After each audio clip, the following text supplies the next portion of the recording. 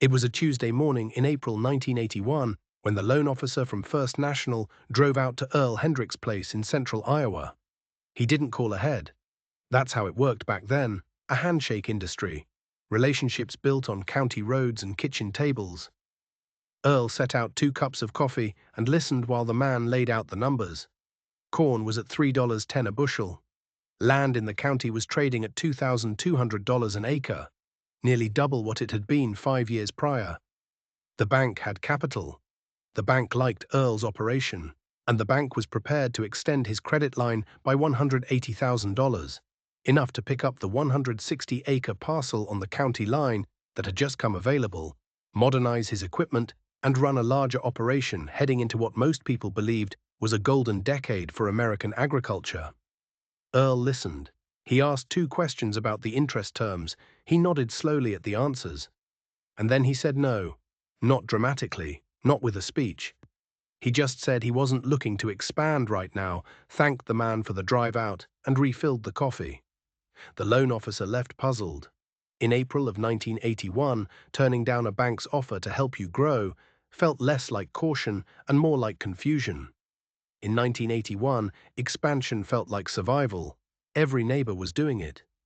Every conversation at the co-op ended with someone talking about acres picked up, equipment upgraded, ground leased through the next season. The logic was not irrational. When land appreciates faster than inflation and commodity prices are strong, leverage looks like a tool rather than a trap. Earl understood this. He had farmed long enough to understand the arithmetic of boom years. He also understood something the loan officer's spreadsheet didn't account for: the arithmetic of what happens when boom years end. He had $340,000 in existing debt across his operation: land note, equipment, operating line. The interest rate on his primary note was sitting at 14.5%, adjustable. Prime rate had been climbing for 2 years running. When Earl did the quiet math in his head that April morning, what he saw was not an opportunity. What he saw was exposure. More land meant more principal. More principal at variable rates meant higher monthly fixed costs. Fixed costs don't negotiate. They don't soften when the market shifts. They arrive on the same date every month, regardless of what corn is doing. He chose to pay down $40,000 of principal that spring instead. By that summer, the decision looked wrong. The Metzler operation 2 miles north had taken on the financing. They picked up 240 acres, leased another 180, and were running close to 800 acres total. Their equipment was new. Their bin capacity had doubled. When corn came in at $3.20 that fall and land values held firm, the Metzlers were pulling ahead in every visible way. Earl was farming the same ground he'd farmed for 11 years. His equipment was aging. His operation looked from the road like a man standing still. When prices are high, caution looks like fear. There were conversations at church, at the elevator, quiet ones where people weren't exactly cruel, but weren't exactly kind either. Someone mentioned that Earl had passed on the county line parcel and that the Millers had picked it up instead and were already planning improvements. Someone else noted that the bank had been generous this year and that the men who moved were going to be in a different position in 5 years. Earl didn't argue. He came home, sat at the same kitchen table, and looked at his reduced debt schedule. He still owed too much. He paid down another $18,000 in December. In early 1982, 2 things happened almost simultaneously. The first was that corn prices began to soften. Not collapse, soften. $3.10 became $2.90, then $2.70 by spring. It was the kind of decline that feels temporary when you're inside it. The men who had expanded looked at their projections and recalculated. They had modeled for $3 corn. At $2.70, margins compressed but didn't disappear. They adjusted. They expected a recovery. The second thing was that the Federal Reserve's extended tightening cycle was working its way through every variable rate instrument in American agriculture. Prime rate hit 21.5% in June of 1981 and had remained elevated. By mid-1982, farms carrying adjustable rate debt were seeing interest expense climb to levels that had not existed in their original projections. A $400,000 note at 14% required $56,000 in annual interest. The same note, repriced at 18%, required $72,000. On an operation with $180,000 in gross margin, that difference was not a rounding error. That difference was everything. Debt doesn't shout, it waits. And then it compounds. Earl watched his neighbor's operations with the attention of someone who knew what he was looking at. He could see it in small things. The Metzlers ran their equipment harder and maintained it less. The Millers skipped the county drainage tile project they'd been planning for 3 years. Not enough cash flow.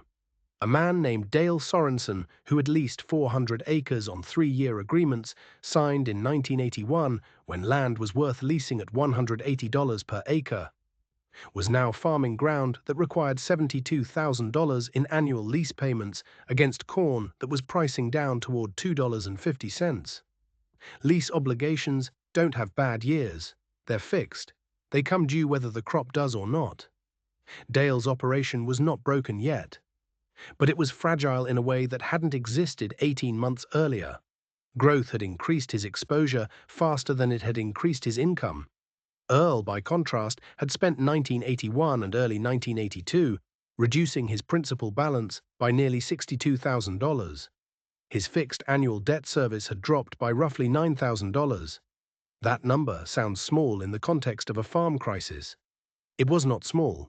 In a year where margins were being compressed from every direction, price, input cost, interest, $9,000 in reduced fixed obligation was the difference between a farm that had options and a farm that did not. He had one other advantage that nobody discussed, but that turned out to matter enormously: liquidity. He had kept a cash reserve that his neighbors had deployed into expansion. That reserve didn't earn much. It sat in a savings account and drew modest interest. But it meant that when his operating line came up for renewal in the spring of 1982, he had the balance sheet to negotiate from a position of strength rather than necessity. Banks respond differently to borrowers who need them versus borrowers who don't. By the fall of 1982, the first serious signs of systemic stress were visible in the county. A banker at the local branch mentioned to Earl, carefully, without naming names, that several renewal applications were creating documentation challenges. That was banker language. It meant that farms that had expanded on projections built around 3.10 corn and 14% interest were now presenting cash flow statements that didn't support the debt load they were carrying. The first foreclosure notice in the county appeared in the legal section of the local paper in March of 1983. It was a farm north of town, not someone Earl knew well, but someone people knew. The sale was set for late spring. People talked about it with the mixture of sympathy and distance that communities produce when something terrible happens to a neighbor.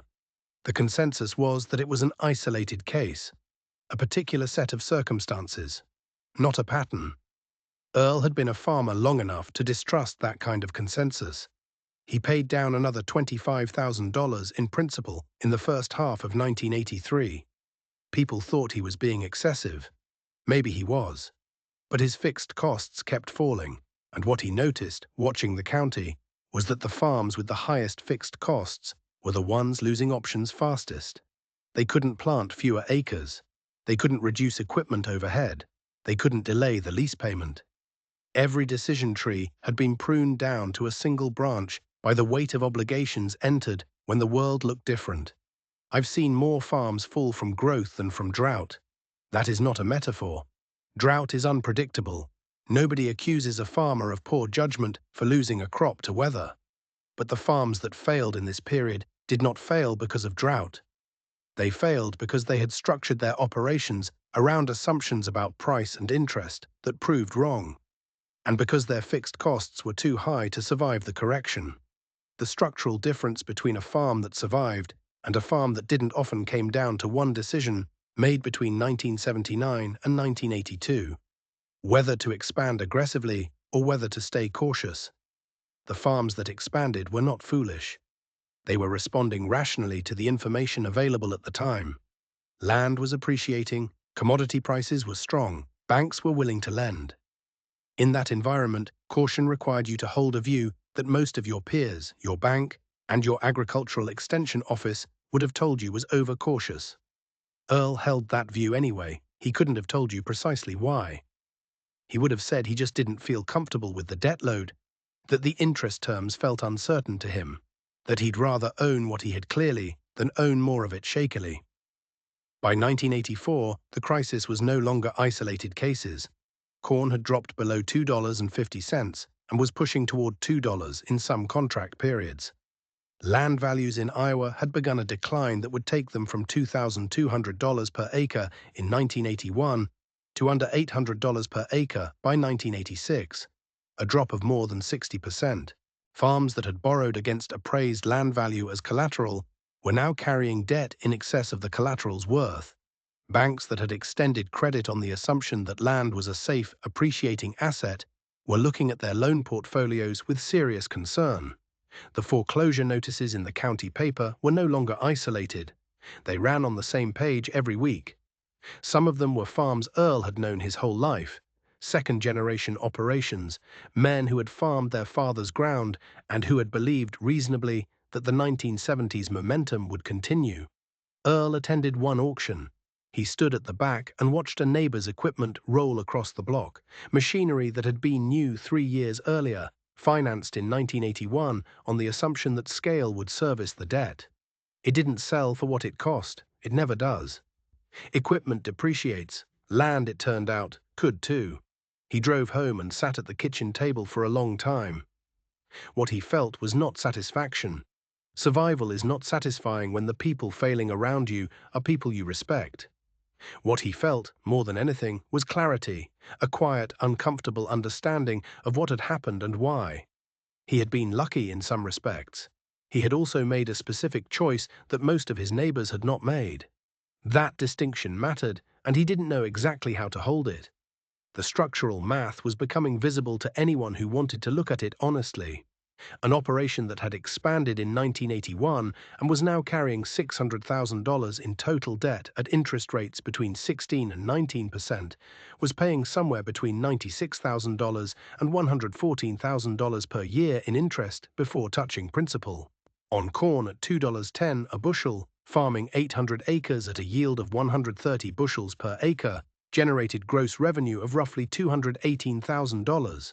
After seed, fertilizer, fuel, and labor, call it $145 per acre in variable costs, you were left with $58,000 in gross margin before debt service.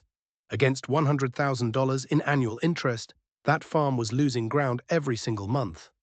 Not because it was badly managed, because the fixed cost structure had been built for a world that no longer existed.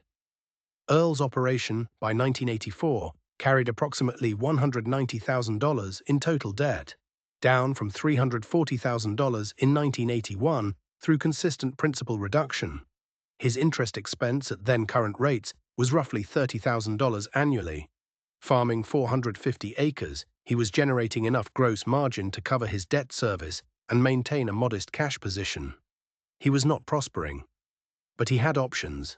Boom hides weakness. The weakness doesn't disappear, it waits for the conditions that reveal it. In 1985, the second wave of foreclosures moved through the county. This one reached farms that had survived 1983 and 1984 by negotiating extensions, drawing down reserves, or receiving informal accommodations from local bankers who were themselves under pressure from regulators. The accommodations ran out. The extensions expired. The reserves were gone. Land was selling at distressed prices. In some sections of the county, parcels were moving at $700 and $750 per acre, ground that had appraised at $2,000 4 years earlier. The men who were selling were not selling because they wanted to. They were selling because banks were calling notes and there was no refinancing available at any terms that worked. Earl had $85,000 in liquid reserves. He had spent 4 years reducing his fixed cost structure and maintaining cash while everyone around him had deployed capital into expansion. He bought 80 acres in the fall of 1985 at $780 per acre. He paid cash. He bought another 120 acres in early 1986 at $710 per acre. He financed $60,000 of it at a fixed rate. The environment had shifted, and fixed rates were now available at terms that were manageable. He knew what manageable meant. He had spent 5 years learning it from the other direction. There is a particular kind of arithmetic that only becomes visible in retrospect, and it is this. In 1981, Earl had owned 450 acres and carried $340,000 in debt. In 1987, Earl owned 650 acres and carried $220,000 in debt. He owned 44% more land. He owed 35% less money. His fixed cost structure was lower than it had been before the crisis began. His neighbors, who had expanded, those who had kept their farms, owned more acres than Earl, but carried debt loads that would take them decades to work through, on land that had been revalued at a fraction of what they'd paid. The men who had looked cautious in 1981 and 1982 ended up, in many cases, in a structurally stronger position than the men who had moved aggressively. Not because caution is always correct, not because growth is always wrong, but because in that particular moment, in that particular credit environment, growth increased exposure in ways that were not survivable when the assumptions behind the growth proved wrong. Earl never gave speeches about this. He didn't write letters to the extension office or show up at county meetings to explain what had happened. He farmed his ground and paid his notes and watched his debt schedule come down. If you asked him in the late 1980s what he would tell a younger farmer facing the same kind of decision, he would have said something like, "Know your fixed costs before you accept new obligations. Understand what your operation requires to survive a bad year, not just what it can achieve in a good one. And pay attention to interest rate trends in ways that most people find boring, because boring is where the compounding happens." He would not have said he was smarter than his neighbors. He watched people he respected lose ground they had worked their whole lives to build. That is not a story about intelligence or virtue. It is a story about structure, about the way debt load and fixed costs determine the options available to you when the environment shifts.